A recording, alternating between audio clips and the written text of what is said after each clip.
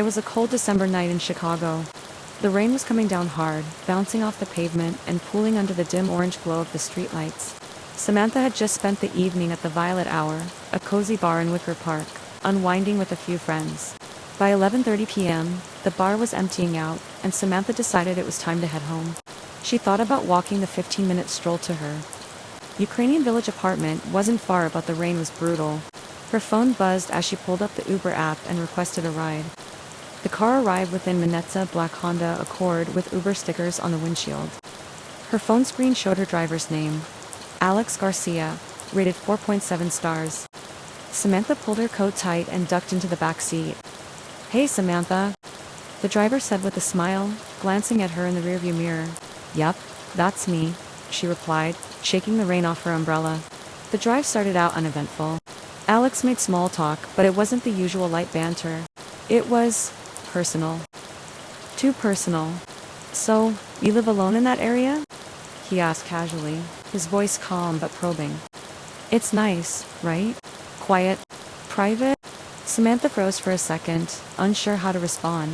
She brushed it off and gave a vague answer. "Yeah, it's nice enough." But he didn't stop. "Do you usually go out late like this? Not the safest, you know. You seem like you should have someone looking out for you." That comment left her uncomfortable, but she told herself she was overthinking it.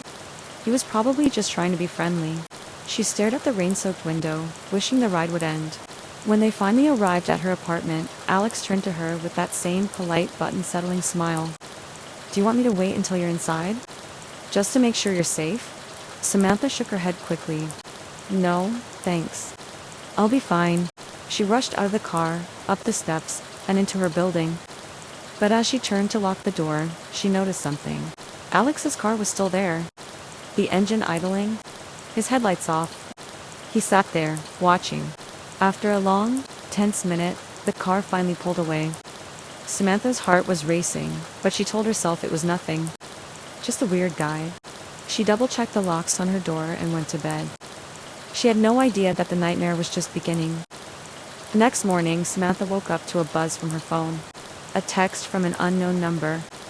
"Hey Samantha, it's Alex from last night. Just wanted to make sure you got home." "Okay." Her stomach dropped. She hadn't given Alex her number. Uber drivers weren't supposed to contact riders outside the app. She ignored the message, brushing it off as an innocent overstep.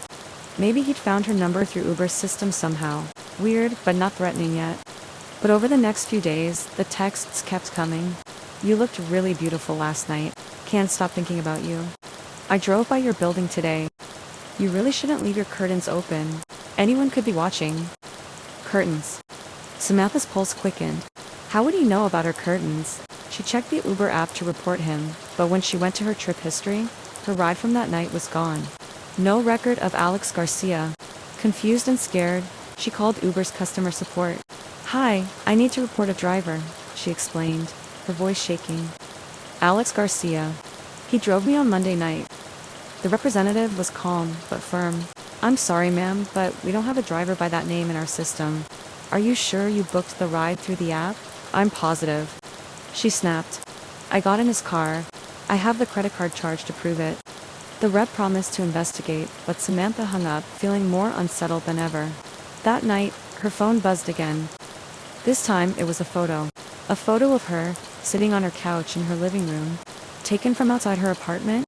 Samantha went straight to the Chicago Police Department the next morning. Detective Rachel Bennett, a no-nonsense veteran in her 40s, took her case. After hearing the story, Bennett raised an eyebrow. It's not uncommon for rideshare drivers to cross boundaries, but this is something else. Bennett ran the license plate Samantha remembered from the Honda Accord. The result left them both stunned. The car was registered to Matthew Klein, a former Uber driver who had died 6 months earlier. Matthew had been killed in a car accident while working a late shift. Witnesses claimed they'd seen him talking to someone in the passenger seat moments before the crash. But when police arrived at the scene, no passenger was found. Bennett's investigation uncovered something even darker. Before his death, Matthew had been accused of stalking several female passengers. Complaints had been filed, but Uber had swept them under the rug. Meanwhile, Samantha's texts grew more chilling. "You can't ignore me, Samantha. I'm coming tonight." That evening, her Ring doorbell camera detected motion. When she checked the footage, it showed a man standing on the street outside her building, staring up at her window. It was Alex. Or was it Matthew? The climax came on a stormy night. Samantha was home alone when the power went out. Her phone buzzed. "I'm coming upstairs." Her blood ran cold. She grabbed a kitchen knife and hid in her bedroom, her hands trembling as she called Detective Bennett. The footsteps outside her door were slow, deliberate. The handle jiggled. "Samantha," a guttural voice growled. Suddenly, the door burst open.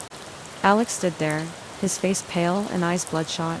But as he stepped closer, his face shifted. For a split second, it was Matthew Klein staring back at her.